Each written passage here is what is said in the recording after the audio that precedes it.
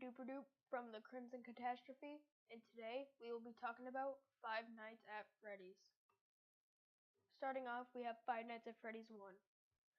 So, Scott Cawthon, the creator of this game, had a very unsuccessful, well not unsuccessful, but not that successful of a business in gaming. He made a horror game called Five Nights at Freddy's, which jump-started his career, and he immediately blew up across the market. People were buying this game left and right, waiting to play this world-renowned horror game known as Five Nights at Freddy's. Scott went on to continue to make Five Nights at Freddy's 2, my favorite game in fact, a well-known horror game for its 14 animatronics, many Easter eggs, and much strategy needed. Next up, we have the most anticipated game, but the biggest flop of a horror game in the biggest franchise ever.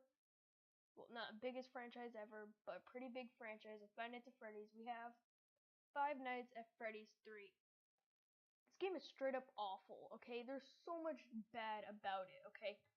The work on sorry about that. The work on Springtrap, it's pretty good.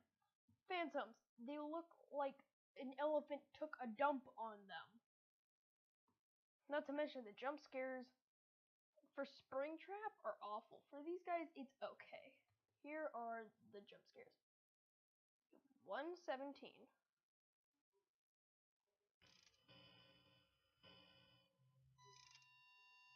This isn't a jump scare. This is the marionette who slows you down. The Phantom marionette. Next up we have 142 of Foxy, which is kind of hard to see. Next up we have Phantom Freddy. And then immediately just skip to 209 for the jump scare. That's Springtrap's jump scare. It's really awful. Let me go back for Freddy's. Here it is.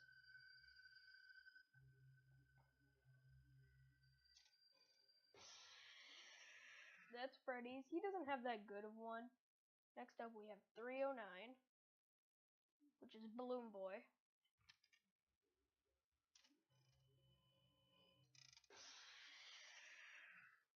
Next up we have 422.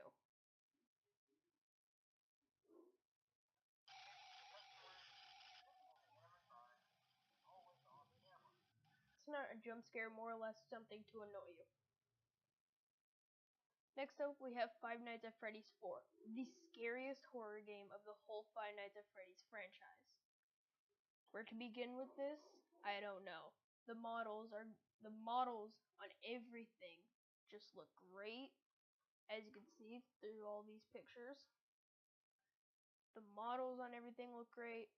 Really scary horror game, especially with like the teeth here, and especially with Chica and that 3 rows of teeth.